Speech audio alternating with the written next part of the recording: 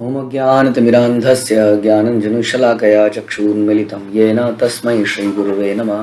श्रीचैतन्यमनोभीष्टं स्थापितं येन भूतले स्वयं रूपः कदा मह्यं ददाति स्वपदान्तिकं। वन्देऽहं श्रीगुरौ श्रीयुतापदकमलं श्रीगुरून् वैष्णवांश्च श्रीरूपं साग्रजातं सहगण रघुनाथान्वितं तं सजीवं साद्वैतं सावधूतं परिजनसहितं कृष्णचैतन्यदेवं श्री राधा कृष्ण पादान सहगण ललिता श्री विशाखान्वितांश्च हे कृष्ण करुणा सिंधु दीन बंधु जगतपते गोपेश गोपिका कांत राधा कांत नमस्तुते। तप्त कांचन गौरांगी राधे वृंदावनेश्वरी वृषभानुसुते देवी प्रणमामि हरिप्रिये। वाञ्छां कल्पतरुभ्यश्च कृपा सिन्धुभ्यः च पतितानां पावनेभ्यो वैष्णवेभ्यो नमो नमः। जय श्री कृष्ण चैतन्य प्रभु नित्यानंद श्री अद्वैत गदाधर शिवासादि गौर भक्तवृंद। हरे कृष्णा कृष्णा कृष्णा हरे हरे, हरे राम राम राम हरे हरे। नमो विष्णुपादाय कृष्ण प्रेष्ठाय भूतले श्रीमते भक्ति वेदांत स्वामिन्निति नामिने। नमस्ते सारस्वते देवे गौरवाणी प्रचारिणे निर्विशेष शून्यवादी पाश्चात्य देश तारिणे। ओम नमो भगवते वासुदेवाय। ओम नमो भगवते वासुदेवाय। ओम नमो भगवते वासुदेवाय। श्रीमद् भागवतम चौथा कैंटो 29वां अध्याय और 69वां श्लोक। कृष्ण चेतना का अर्थ है ऐसी मानसिक दशा में श्री भगवान के साथ निरंतर साहचर्य, जिससे कि भक्त इस दृश्य जगत को श्री भगवान के समान देख सके। ऐसा देख पाना सदैव संभव नहीं होता, लेकिन यह राहु नामक अंध ग्रह के समान प्रकट होता है, जो पूर्ण चंद्र होने पर ही देखा जाता है। तो सारे संसार को कृष्ण के समान देखना, यानी कि हर वस्तु में कृष्ण को देखना, हर वस्तु का मालिक कृष्ण को समझना, हर वस्तु का भोक्ता कृष्ण को समझना, चाहे वो हमारी संपत्ति है, चाहे ये प्रकृति है, चाहे हमारा परिवार है। बता रहे हैं कि हमेशा पॉसिबल नहीं रहता, क्योंकि अक्सर हमारी चेतना माया द्वारा दूषित हो जाती है, और भक्तों के बीच में रहकर ही हमें ये कॉन्शियसनेस आती है कि ये सब भगवान का है, वास्तव में मेरा नहीं है, जिसको मैं अपने हिसाब से इस्तेमाल करना चाह रही हूँ, भोगना चाह रहा हूँ। ये हर वस्तु भगवान की है। ये कॉन्शियसनेस बड़ा मुश्किल है। संसार में यदि आपके पास कोई सोना या कोई पैसे या कोई संपत्ति भी अगर उसमें दे देता है रखने के लिए, तो कुछ समय बाद हमें ऐसा लगने लगता है इस पर हमारा अधिकार है। और ऐसा बहुत देखा गया कि लोगों ने वो चीज़ें कभी वापस ही नहीं करी लेने के बाद। ये चेतना है। दूसरे की चीज़ भी अगर हमारे पास काफ़ी समय तक रहती है तो हम उसे देने की इच्छा नहीं करती है। तो ऐसी चीज़ जो सांसारिक औपचारिकताओं में लीगली इस संसार में हमारी है, तो उसको तो हम सोच ही नहीं पाते कि हमारी नहीं है। तो मुश्किल है, क्योंकि हमेशा हम देहात्म बुद्धि में रहते हैं। सो मच बॉन्डिंग इतनी ज़बरदस्त है शरीर के साथ, ज़बरदस्त बॉन्डिंग है कि उस बॉन्डिंग की वजह से हम लोग इसके बाहर सोच नहीं पाते। इसलिए यहाँ बता रहे हैं बड़ा मुश्किल है ये ऐसा कर पाना। पूर्ण चंद्र हमारे कह सकते हैं कि यहाँ बता रहे हैं कि प्रभुपाद पिछले श्लोक में कहा गया कि सारी इच्छाएं एक एक करके मन पटल पर दृष्टिगोचर होती रहती है, किंतु कभी कभी भगवत कृपा से सारा भंडार एक ही बार में दृष्टिगोचर हो जाता है। जब मनुष्य कृष्ण भावनामृत में पूर्णतः लीन होता है तो भौतिक इच्छाओं का भंडार न्यूनतम रहता है। इसको ही कह सकते हैं पूर्ण चंद्रमा। निसंदेह ये इच्छाएं स्थूल शरीर के रूप में प्रफलित नहीं होती, अपितु वे मन पटल पर दृष्टिगोचित होती है। जब मनुष्य कृष्ण भावनामृत में पूर्णतः लीन होता है तब जो है भौतिक इच्छाओं का भंडार कम हो पाता है, अदरवाइज नहीं, नॉट पॉसिबल। इसलिए जो रिचुअलिस्टिक भक्ति है, कर्म कांड है, उससे कभी लाभ नहीं मिल सकता हमें, क्योंकि हम पूर्णतः लीन होने की बात होती है, जो कि हमारे इस तरह से नहीं हो सकती कि हम थोड़ा थोड़ा कुछ कर दें और फिर जीवन अपना अच्छे से बिता पाएँ। तो वो कर्म कांड से कभी भी हमारी इच्छाएं खत्म नहीं होंगी। हमारी इच्छाएं खत्म नहीं होंगी तो कभी भी हम संसार से जाएंगे नहीं, बार बार लौट के आते रहेंगे। ये है, जब तक वो समाप्त नहीं हो जाता, वो इच्छाएं या बदल नहीं जाती, इस प्रसंग में पूर्ण चंद्र के समक्ष होने वाला अंधकार, जिसे चंद्र ग्रहण कहते हैं, राहु नामक एक अन्य ग्रह के रूप में होता है, जो कि हमारे ऊपर ग्रहण लगाता है, हमारे ज्ञान के ऊपर ग्रहण लगाता है। ये कौन है? अक्सर ये लोग हमारे संगी होते हैं, जिनके साथ हम संग बनाते हैं, उनकी वजह से, क्योंकि वो कुछ कुछ ऐसी बातें करते हैं कि हमारा विश्वास हिल जाता है।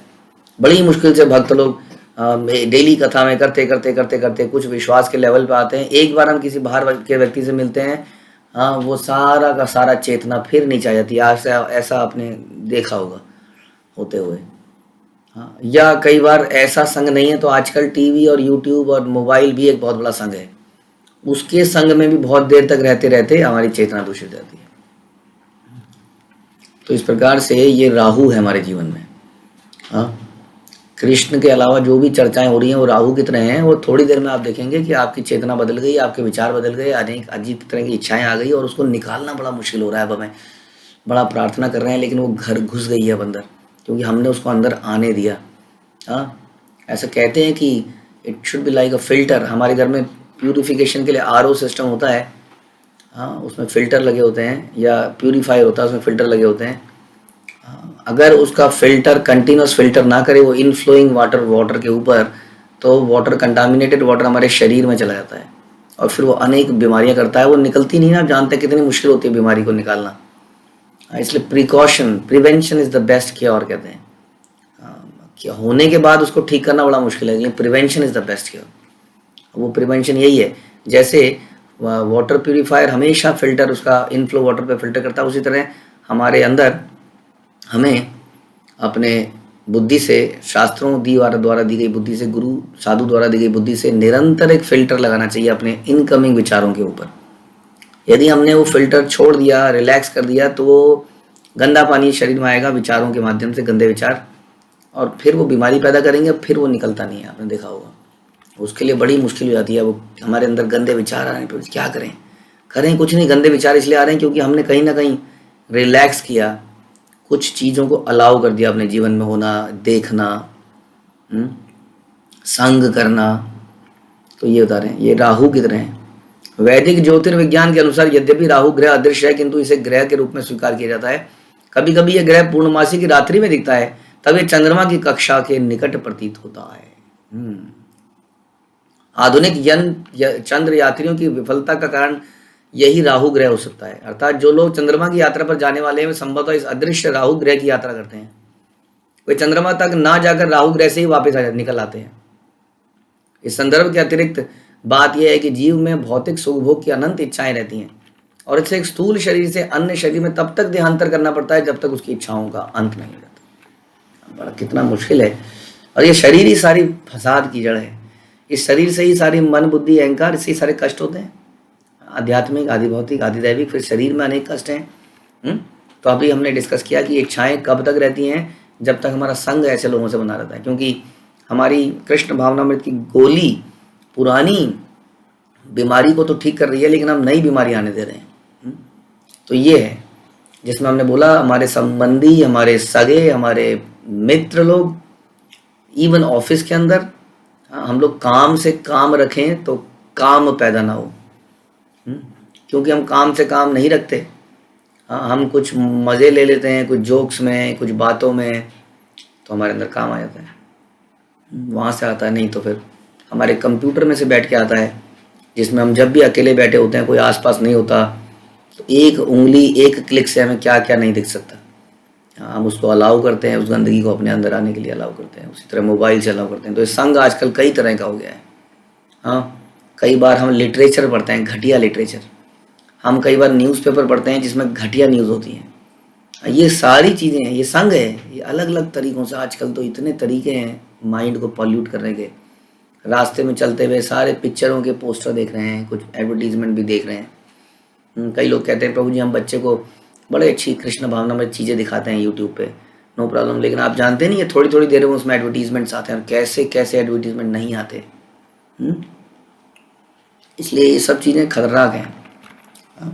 इनसे क्या होता है, इच्छाएं पैदा होती हैं, और वो इच्छाएं बार बार शरीर लेने का कारण बनती हैं।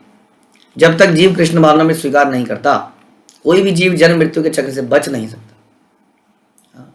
क्यों हम सत्यानाश कर रहे हैं? अपना तो हम कर ही चुके हैं, आगे आने वाली पीढ़ी का भी सत्यानाश कर रहे हैं, उन्हें बार बार जन्म देके। और सो को हम कहते हैं कि हमने कितना बढ़िया कर दिया, देखिए हमने आपके लिए इतनी बड़ी बिल्डिंग बना ली, हमने आपके लिए इतने बढ़िया मोबाइल बना लिए, इतनी बढ़िया कारें बना ली, लेकिन नदियाँ का पानी सूख गया है। फलों में नकली फल आ रहे हैं, केमिकल्स, अन्न में भी केमिकल आ रहा है। ये तो कोई प्राकृतिक नुकसान, मौसम बिगड़ चुका है। और उसके अलावा आध्यात्मिक रूप से तो हमने आपको समाप्त ही कर दिया है, टोटली किल्ड। और फिर हम कहते हैं कि हमने बहुत कुछ दे दिया है अपने आगे वाली जनरेशन को। ऐसा लगता है कि हमने लूट लिया है। हमने कभी ऐसा कोई माता पिता को नहीं देखा जो घर में खाना बना है और खाने को लूट ले, खा ले, और फिर बच्चे बोले जो अब जो बच्चे तुम खा लो जो बचा है। हमने तो ये देखा है कि माता पिता पहले बच्चों को खिलाते हैं, लेकिन हम इंसान इतना लालची हो गया, उसने आगे आने वाली जनरेशन के लिए कुछ छोड़ा ही नहीं है। ना तो प्राकृतिक चीज़ें छोड़ी हैं और ना आध्यात्मिक चीज़ें छोड़ी हैं, उसने सब का बहिष्कार कर दिया, आग लगा दिया हर चीज़ में। तो जब तक जीव कृष्ण भक्ति स्वीकार नहीं करता, कोई भी जीव जन्म मृत्यु के चक्र से नहीं बच सकता। अतः इस श्लोक में स्पष्ट कहा गया है कि कृष्ण भक्ति में तल्लीन होने पर एक ही झटके में जीव भूत तथा भविष्य के मनोरथों से मुक्त हो जाता है। तब कृष्ण भगवत कृपा से सारी वस्तुएं एक साथ मन के भीतर प्रकट होती हैं। इस प्रसंग में विश्वनाथ चक्रवर्ती ठाकुर ने माता यशोदा का उदाहरण दिया है, जिन्हें भगवान के मुख के भीतर सारा दृश्य जगत दिखा। भगवान की कृपा से माता यशोदा को श्री कृष्ण के मुख के भीतर सारे ब्रह्मांड तथा लोक दिखाई दिए।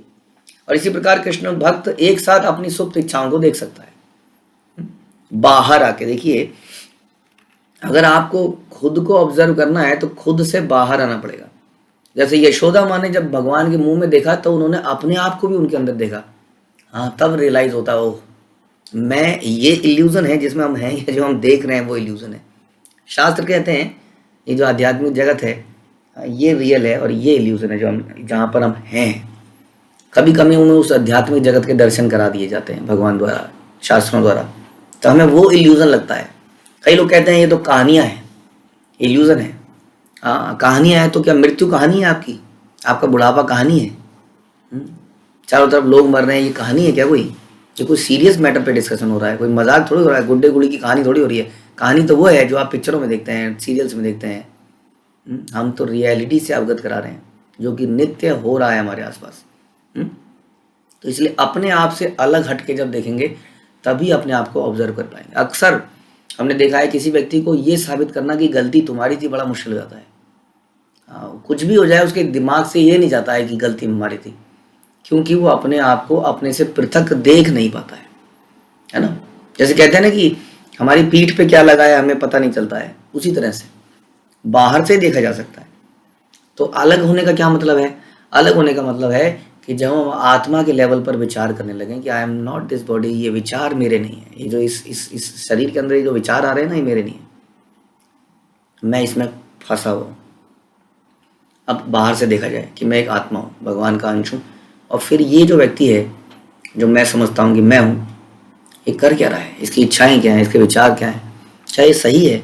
क्या मेरा अल्टीमेट उद्देश्य जो है, मैं आत्मा हूँ और भगवान से मुझे मिलना है, उसमें ये शरीर, ये विचारधारा मैच कर रही है उससे या नहीं कर रही है?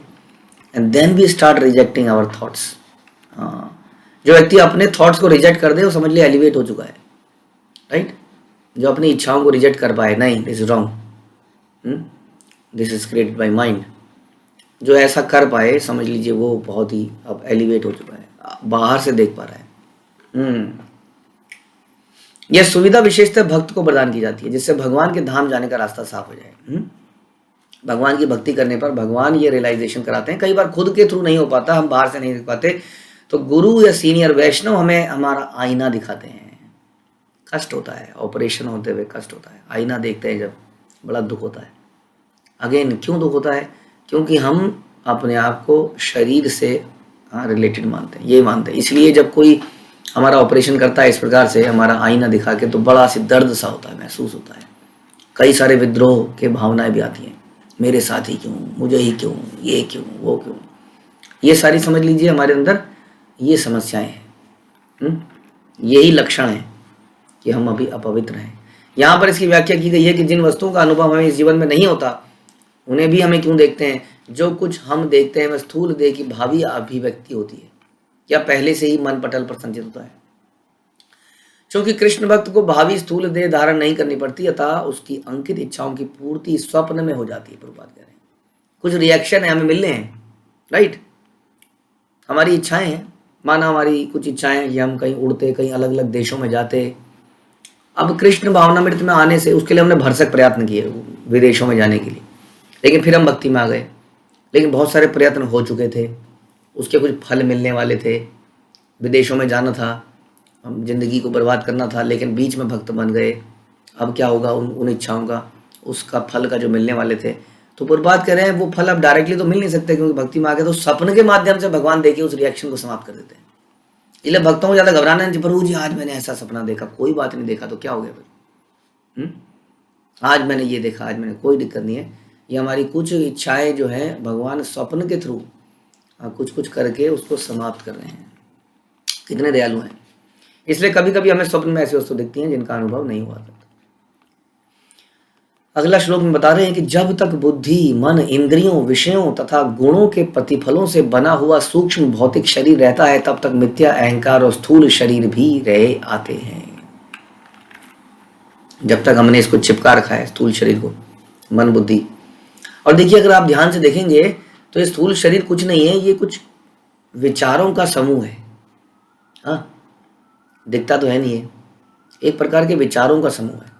और इंसान अपने विचारों से बड़ा अट्रैक्ट होता है, चाहे वो हर चीज़ को त्याग दे।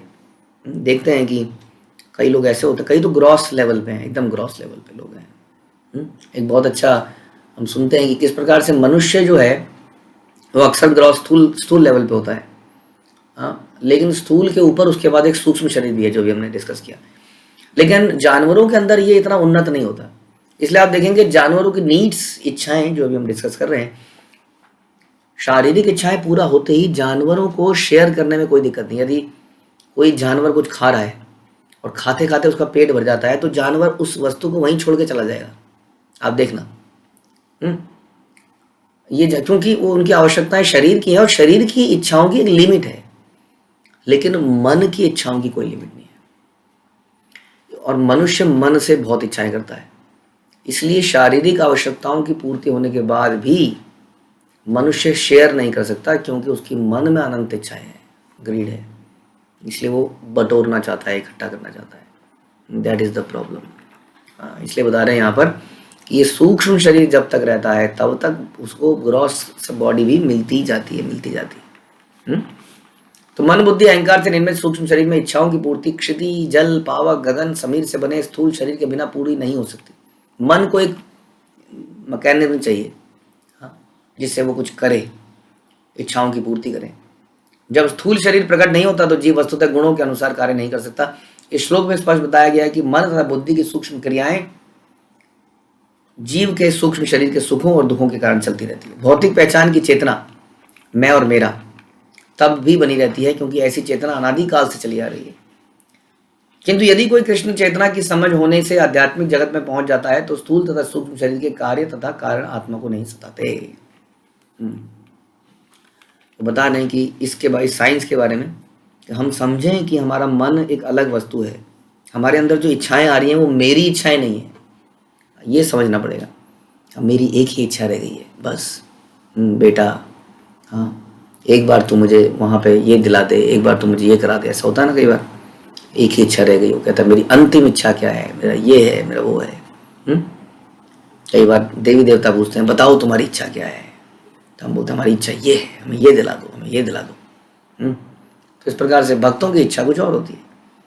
तो ये बता रहे हैं कि ये समझना बड़ा ज़रूरी है कि जो हमारे अंदर से इच्छाएं आती हैं वो हमारी इच्छाएं नहीं है। वास्तव में हमारी इच्छा एक ही हो सकती है, क्योंकि हम कृष्ण के नित्य दास हैं। कृष्ण की प्रसन्नता ही हमारी एकमात्र इच्छा होती है, और जो भी इच्छाएं वो हमारी नहीं है, वो मन की है।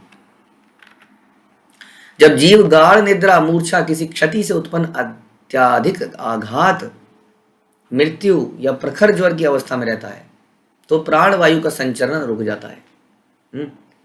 उस समय जीव आत्मा से शरीर की पहचान करने का ज्ञान खो देता है। मूर्ख लोग आत्मा के अस्तित्व को नकारते हैं, किंतु जब हम सो जाते हैं तो हम भौतिक शरीर की सुधि नहीं रहती है कि नहीं। कई बार ऐसा होता है ना, हमें ये ज्ञात ही नहीं रहता कि हमें शरीर है। इतना जैसे कि कोमा में चला गया कोई व्यक्ति, इतना बड़ा एक्सीडेंटल केस में चला गया, ये कुछ हो गया, तब उसको अब ज्ञात नहीं है कुछ भी कि वो कौन है, कहाँ पर है। एक तरह से वो पृथक हो चुका है अब, क्योंकि शरीर बेकार तो हो गया है लेकिन अभी तक मृत्यु नहीं हुई है समहाउ। लेकिन शरीर अब एक्सप्रेशन और कई चीज़ें बंद कर चुका है ड्यू टू समथिंग। तब भी हमें भौतिक सुध बुध नहीं रहती, लेकिन हम जीवित रहते हैं। दूसरे शब्दों में, सोते समय हम स्थूल शरीर के कार्यों को भूल जाते हैं, और स्थूल शरीर जब कार्य करता रहता है तो हम सुप्त अवस्था के कार्य भूल जाते हैं। वास्तव में निद्रा तथा जागरण दोनों ही अवस्थाएं माया की सृष्टियां हैं। वास्तव में निद्रा तथा जागरण दोनों ही अवस्थाएं माया की सृष्टियां हैं। ऐसा हम उदाहरण सुनते हैं, ऐसा हम सुना हमने राजा दशरथ को, राजा जनक को, आई थिंक यार राजा जनक को कुछ सपना आता है कि वो भिखारी बन गए हैं, समथिंग लाइक दैट, और बड़े चिंतित हो जाते हैं। सबको बुलाते हैं, क्या मतलब है इस सपने का बताओ। और सब लोग बताते हैं इस सपने का मतलब है कि आगे कुछ बुरा आने वाला है। कोई उल्टा ही बताते हैं, देखिए जी, जब बाईं आँख फड़केगी तो कुछ अच्छा होगा, दाईं फड़केगी तो कुछ खराब होगा, जब ये होगा तो अच्छा होगा। तो कुछ न कुछ बोलते रहे सब लोग, कुछ उसको खुश करने के लिए।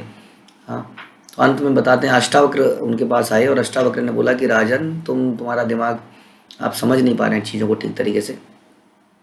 ये जो सपना देखा ये भी झूठ है, और ये जो तुम रियलिटी में अभी जो डिस्कशन कर रहे हो ये भी झूठ है, सत्य तो कुछ और ही है। यानी कि दोनों ही अवस्थाएं एक्चुअली में वास्तविक नहीं है।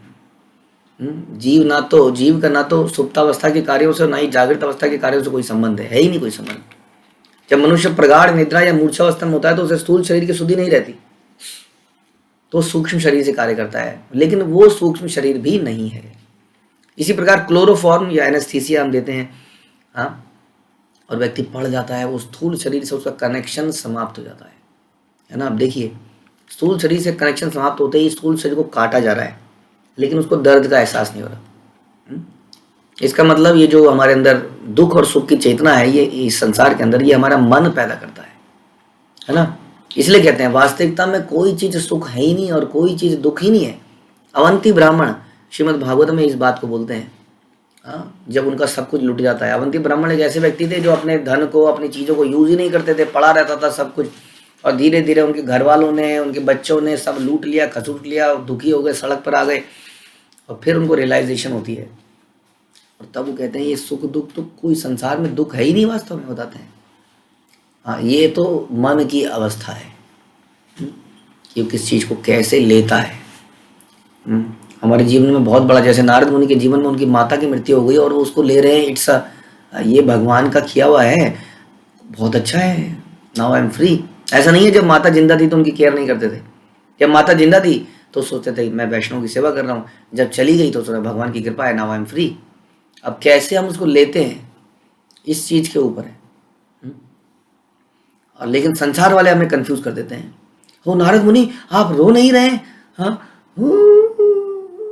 और सब लोग वहाँ रोएंगे तो नारद मैं कुछ गलत कर रहा हूँ, शायद मैं रो नहीं रहा हूँ, तो रो लेते हैं। तो ऐसे लोग हमें कंफ्यूज कर देते हैं संसार में, हमारे विचार, क्योंकि बड़े डिफरेंट विचार हैं ये सब। लेकिन संसार के लोग इसको समझ नहीं पाते हैं विचारों। तो इसलिए बता रहे हैं कि कभी कभी हम ऐसी अवस्था में होते हैं जब हमारा कनेक्शन स्थूल शरीर से नहीं रहता है, तो हमें दुख का अनुभव भी नहीं होता है। यानी कि इस तरीके से हम अपनी चेतना को ऊपर उठाते चले जाएं तो हमारे दुख समाप्त हो सकते हैं। अभी तो हमें क्लोरोफॉर्म लगाना पड़ता है, लेकिन ऐसी अवस्था योगी लोग प्राप्त कर लेते हैं। जैसे हम देखते हैं, ऐसा हमने सुना कि 40,000 बिच्छू काटते हैं, ऐसा हमने सुना कि जब व्यक्ति की मृत्यु होती है, I believe Garuda Purana somewhere. अब बताइए, जब श्रील प्रभुपाद इस शरीर को त्याग रहे थे उस वक्त भी वो काम कर रहे थे। ऐसा कौन व्यक्ति है जो त्यागते हुए भी काम करता रहे? हाँ, वो भागवत ट्रांसलेट कर रहे हैं, बताइए। तो ऐसा इसका मतलब इस चेतना से ऊपर उठा जा सकता है। इसी प्रकार जब किसी महान क्षति से मनुष्य को एकाएक आघात पहुंचता है तो वह स्थूल शरीर की पहचान को भूल जाता है। मृत्यु के समय जब शरीर का तापमान 107 डिग्री तक बढ़ जाता है तो जीव मूर्छावस्था में चला जाता है और अपने स्थूल शरीर की को पहचान नहीं पाता। ऐसी दशाओं में शरीर के भीतर संचरण करने वाली प्राण वायु रुद्ध हो जाती है और मनुष्य स्थूल शरीर की पहचान भूल जाता है आध्यात्मिक शरीर के प्रति अज्ञान के कारण हमें उसके कार्यों का पता नहीं चल पाता, और अज्ञान के कारण हम एक मिथ्या स्तर से दूसरे में कूदते रहते हैं, क्योंकि हम अपने आप को एलिवेट नहीं कर पाते। इसलिए हम इन सब चीज़ों को ऑब्जर्व नहीं कर पाते कि ये हो क्या रहा है। यदि हम आध्यात्मिक चेतना पे आ जाएंगे तब हमें समझ में आएगा कि ये क्या हो रहा है। अच्छा, मेरा मन ऐसी इच्छा कर रहा है क्योंकि आज मैंने ऐसा किया था, हाँ, बट ये तो मेरी इच्छा नहीं है। अलग से हम देख नहीं पाते इस तरह से। हम कभी स्थूल शरीर के प्रति कार्य करते हैं तो कभी सूक्ष्म शरीर के प्रति करते हैं। यदि हम अपने आध्यात्मिक शरीर में कार्य करते हैं तो स्थूल और सूक्ष्म दोनों शरीरों को पार कर जाते हैं। दूसरे शब्दों में हम धीरे धीरे आध्यात्मिक शरीर के प्रति कार्य करने का अभ्यास करते हैं। तो आध्यात्मिक शरीर का क्या कार्य है? आध्यात्मिक संसार में सारे के सारे लोग मिलके भगवान के लिए कीर्तन, लीलाएं, बहुत कुछ करते हैं, सेवाएं करते हैं, और उसी का प्रयास हम लोग यहाँ पर करते हैं। जैसा कि नारद पंचरात्र में कहा गया है कि ऋषिकेन ऋषिकेश सेवनम भक्ति रुच्यते। भक्ति का अर्थ है आध्यात्मिक शरीर और आध्यात्मिक इंद्रियों को भगवान की सेवा में लगाना। लेकिन जब तक हमारे पास आध्यात्मिक शरीर नहीं है तब तक हम भौतिक शरीर को भगवान की सेवा में लगाते हैं, जो कि पूरी तरह से शुद्ध नहीं है, लेकिन इस तरह से हम भगवान को प्रसन्न करते हैं। जब मनुष्य तरुण होता है तो 10 इंद्रियां तथा मन पूरी तरह दिखाई पड़ते हैं, किंतु माता के गर्भ या बाल्यकाल में इंद्रियां तथा मन उसी तरह ढके रहते हैं जिस तरह अमावस्या की रात्रि में चंद्रमा ढका रहता है। ढका हुआ है, इसका मतलब ये नहीं कि एग्जिस्ट नहीं करता, वही बालक है, आगे जाके बहुत कमाल करेगा, हाँ, लेकिन अभी बड़ा मासूम प्रतीत होता है। बड़े बड़े डकैत भी, मर्डरर भी जब बच्चे रहे होंगे तो बड़े प्यारे लगते होंगे, जैसे सुअर के बच्चे बड़े अच्छे लगते हैं, बाद में उनकी असली शक्ल दिखती है। तो इस प्रकार से बाल्यावस्था में हमें बच्चे बड़े मासूम लगते हैं, लेकिन वो उसी तरह से है जैसे अमावस्या की रात्रि में चंद्रमा ढका है, चंद्रमा है, सूनर, वेरी सून वो शरीर में इंद्रियां डेवलप होगी और फिर वो कारनामे दिखाएगा। जब जीव गर्भ में रहता है तो उसका स्थूल शरीर, 10 इंद्रियां, मन पूरी तरह विकसित नहीं होते, तब इंद्रियों के विषय उसे विचलित नहीं कर पाते। एक तरुण व्यक्ति स्वप्न में तरुणी को उपस्थित देख सकता है क्योंकि अब इंद्रियां सक्रिय हैं, किंतु शिशु बालक अपने स्वप्नों में तरुणी को नहीं देखेगा। युवावस्था में स्वप्न में भी इंद्रियां सक्रिय रहती हैं, अब तरुणी के उपस्थित न होने पर भी इंद्रियां अपना कार्य करती हैं और वीर्य स्खलन हो सकता है। सूक्ष्म तथा स्थूल शरीरों के कार्य इस बात पर निर्भर करते हैं कि परिस्थिति कितनी विकसित है। वास्तव में हम एक्चुअली कुछ नहीं कर रहे हैं फिर भी ऐसा हो जाता है। इसका मतलब सारी की सारी चीज़ें, इस हमारा शरीर, हाँ, ये सूक्ष्म शरीर द्वारा कंट्रोल किया जा रहा है। यहाँ पर चंद्रमा का उदाहरण बड़ा उपयुक्त है। अमावस्या की रात्रि में यद्यपि पूर्ण चंद्रमा चमकता रहता है, किंतु परिस्थितियों के कारण वह उपस्थित नहीं दिखता। इसी प्रकार जीव की इंद्रियां होती हैं, किंतु वे तभी सक्रिय होती हैं जब स्थूल और सूक्ष्म शरीर विकसित हो जाते हैं। हाँ, बड़ा इंपॉर्टेंट है, इससे पहले कि ये विकसित हो जाए उसको ठीक कर लिया जाए, क्योंकि जब बेल, कोई छोटा पौधा पेड़ बन जाता है तब उसको डायरेक्शन नहीं दी जा सकती। अब मोटा हो गया, तने मोटे हो जाते हैं, इवन बेल भी मोटी हो जाती है, सॉलिड, अब उसको ऐसे ऐसे करके डायरेक्शन नहीं दे सकते।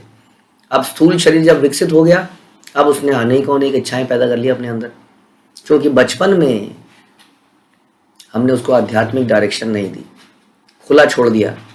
हाँ, क्योंकि हम बड़े बिजी थे, हम बिजी थे अपनी जॉब में, हम बिजी थे अपने घर के कामों में, हम बिजी थे और चीज़ों में, और बच्चे के हाथ में हमने कुछ टीवी, मोबाइल, चीज़ें पकड़ा दी, ऐसा हम अक्सर सुनते हैं। तो बच्चे की जो कोमल लता थी वो गलत डायरेक्शन में जाने लगी, और बाद में वो इतनी सॉलिड हो गई कि हम कहते हैं बिगड़ गया, प्रभु जी क्या करें, इसको संभाल लीजिए, इसको कुछ कर लीजिए। अब क्या करें बताइए, अब तना इतना सॉलिड हो चुका है, बड़ा मुश्किल है, लेकिन हमसे रहा नहीं जाता। क्यों? क्योंकि संसार के सारे लोग हमें ये कुछ और करते हुए दिखते हैं। भौतिक स्कूलों में जाते हुए दिखते हैं, जहाँ बच्चा बहुत अच्छा हो सकता है, ड्रेस पहनता हो, टाई लगाता हो, बढ़िया से जूते है, रोज़ एक बस आ रही है, एक बड़ा सा हॉल है, हाँ, बड़े ही प्रोफेशनल लोग चलते दिखते दिखाई दे रहे हैं, and we get attracted by all this. और वहाँ पर जाके हमारी लता पूरी टोटली गलत डायरेक्शन में चली जाती है, और बाद में फिर हम रोते हैं, क्या हो गया, इसको भक्त बना लीजिए। इसको कैसे बना लें बताइए भक्त? कोई जादू की गुट्टी थोड़ी है हमारे पास। It takes time, lot of time. इस पेड़ को डायरेक्शन देना तो बड़ा मुश्किल काम है, बहुत साल हो सकता है पेड़ को भी डायरेक्शन दी जा सके, बट डिफिकल्ट। तो यहाँ यही बता रहे हैं कि जब तक स्थूल शरीर इंद्रियां विकसित नहीं होती हैं तब तक तो दिखता नहीं है, लेकिन जैसे ही ये विकसित होने लगती हैं, हाँ, जो कि आप समझ लीजिए 1 से 18 साल तक टोटली विकसित हो जाती हैं, 14-15 साल तक टोटली विकसित हो जाती हैं, उससे पहले ही कुछ करने की जरूरत थी। हाँ, इसी प्रकार सूक्ष्म शरीर की इच्छाओं की अनुपस्थिति के कारण स्थूल शरीर का विकास नहीं हो पाता। आगे बताते हैं कि जब जीव स्वप्न देखता है तो वास्तव में इंद्रिय विषय उपस्थित नहीं रहते, किंतु इंद्रिय विषयों के साथ मनुष्य का संपर्क होने से वे प्रकट होते हैं। इसी प्रकार अविकसित इंद्रियों वाले जीव का भौतिक रूप से अस्तित्व समाप्त नहीं हो जाता, भले ही वे इंद्रिय विषयों के संपर्क में ना रहा हो। तो प्रभुपाद कह रहे हैं कभी कभी कहा जाता है कि बच्चा निर्दोष है, जैसा अभी हमने चर्चा करी, इसलिए वो शुद्ध है, लेकिन वास्तव में ऐसा नहीं है। हाँ, इट इज़ लाइक जैसे हमने कहा कि चंद्रमा नहीं है, ऐसा नहीं है, अमावस है, चंद्रमा तो है, ढका हुआ है। कर्मों के प्रभाव जो कि सूक्ष्म शरीर में सुरक्षित रहते हैं। हाँ, 3 स्टेजेस में आते हैं। पहली स्टेज है बीज, मूल, दूसरी स्थिति है कूटस्थ, इच्छा, और तीसरी है फलोन्मुख, फल लेने के निकट। इस तरह से हमारे कर्मों की अवस्थाएं हैं। हाँ, आज हमने यदि किसी गलत प्रोग्राम को देख लिया तो हमने बीज डाल दिया है। अब धीरे धीरे उस बीज से इच्छा पैदा होगी और फिर हम कुछ देखेंगे और उससे हमें कुछ रिएक्शन मिलेगा। तो कुछ चीज़ें तो बीज के रूप में हैं, हाँ, जो हम निरंतर डालते जा रहे हैं। हम डेली बीज डालते हैं, ध्यान रखिए, हम लोग भी किसान हैं। हाँ, हम लोग अपने शरीर के अंदर बीज डालते हैं रोज, अपनी क्रियाओं से, अपनी इच्छाओं से, और धीरे धीरे वो बीजों से रोज अंकुरित निकल रहे हैं। कुछ छोटे अंकुरित हैं, कुछ बड़े हैं, कुछ फल के रूप में आ गए हैं, और हमें मिलते रहते हैं। फल के रूप में आने के बाद हमें मिलते रहते हैं रिएक्शन। और प्रकट अवस्था प्रारब्ध कहलाती है। पहले से कार्यशील चेतन अथवा अचेतन अवस्था में सूक्ष्म अथवा स्थूल शरीर की क्रियाएं भले ही प्रकट ना हो, किंतु ऐसी अवस्थाएं मुक्त नहीं कही जा सकती। शिशु भले ही अबोध दिखता है, लेकिन मुक्तात्मा नहीं है। बच्चे मन के सच्चे हम सुनते हैं, तो इट इज़ ओनली दैट कि वो इंद्रियां अभी विकसित नहीं हुई हैं, जिससे मन के सच्चे हैं या पक्के हैं या क्या है, वो धीरे धीरे समझ में आता है, पता चलता है। अभी वो इंद्रिय ही नहीं है, इसलिए कह सकते हैं कि फॉर द टाइम बिंग उनके अंदर ऐसी इच्छा नहीं आ रही है। प्रत्येक वस्तु सुरक्षित रहती है और यथा समय प्रकट होती है। सूक्ष्म शरीर में किसी प्रकार के प्राकट्य के अभाव में भी इंद्रिय भोग के विषय कार्य कर सकते हैं। अब लेकिन बच्चे के अंदर जो ये एक प्रकार से अभी शरीर छोटा है, पौधा छोटा है, हाँ, अभी उनके अंदर वो बीज जो है बड़ा फल बन के निकलेगा। अब इस समय ही अगर उसको खरपतवार को उखाड़ने का काम कर दिया जाए तो वो आगे जाके डेवलप ही नहीं हो पाएगी। हाँ, प्रयास करना पड़ेगा। हालांकि पुराने रिएक्शन होते हैं, इतना आसान फिर भी नहीं है। बचपन में भी पूरी तरह से कृष्ण भावना में देने के बाद भी कई चीज़ें रह जाती हैं। हाँ, लेकिन उसके लिए बचपन से प्रयास करें तो बहुत चीज़ें समाप्त भी कर सकते हो समय पर। यदि खरपतवार को समय पर नहीं रोका जाता तो इतना बड़ा बन जाता है कि मूल जो पेड़ है उसकी जड़ें समाप्त कर देता है। सूक्ष्म शरीर में किसी प्रकार के प्राकृतिक अभाव में इंद्रिय भोग के विषय कार्य कर सकते हैं। हमने ऊपर स्वप्न दोष का उल्लेख किया, जिसमें भौतिक इंद्रियां भौतिक पदार्थ के प्रकट ना होने पर भी कार्य कर रही हैं। कोई स्त्री कोई पुरुष हमारे सामने नहीं है, लेकिन हम स्वप्न में देख रहे हैं और उससे कुछ हो रहा है। भले ही सूक्ष्म शरीर में प्रकृति के तीनों गुण प्रकट ना हो, किंतु इसका दूषण सुरक्षित रहता है। यानी कि मन के में ये अनंत इच्छाएं सुरक्षित हैं, लेयर्स पड़ी हैं, लेयर्स, और समय समय पर वो सामने आती है। यदि सूक्ष्म तथा स्थूल शरीर की प्रतिक्रियाएं नहीं भी प्रकट हो तो भी मनुष्य भौतिक परिस्थितियों से मुक्त नहीं हो पाता। इसलिए कहना गलत है कि शिशु मुक्त आत्मा के समान है। This is the real science. Prabhupada हमारी आंखें खोलते हैं कि क्या, कैसे हमें जीना चाहिए, कैसे मन कैसे कार्य करता है, बच्चों की चेतना क्या है, इसको कैसे मोल्ड किया जाए। It takes time. जैसे मैंने बताया, अब हम लोगों की चेतना जो बड़े हो गए हैं वो पेड़ के तने जैसी हो गई है, लेकिन फिर भी पेड़ के तने में से कुछ कुछ टहनियाँ निकलती रहती हैं, उनको अभी भी डायरेक्शन दी जा सकती है, पुरानी टहनियों को काटा भी जा सकता है। ये सब पॉसिबल है। थोड़ा मुश्किल हो जाता है बड़े होने के बाद। तो एक तो हम अपने लिए करें और साथ में अपने बच्चों को भी ऐसा ही पेड़ ना बनने दें, बड़ा मुश्किल हो जाएगा बाद में। समाज पूरा वैसे ही बर्बाद होता जा रहा है। तो पहले हमें करना पड़ेगा, we have to show by example. हमारे लिए मुश्किल काम है, लेकिन गंदगी तो हमने ही फैलाई है। इस गंदगी को साफ करना पड़ेगा। जितनी गंदगी बाहर नहीं है उतनी गंदगी हमारे हृदय में है। घर तो बड़े साफ हो गए हैं क्योंकि उनके अंदर बहुत सारी टाइल्स लग चुकी हैं।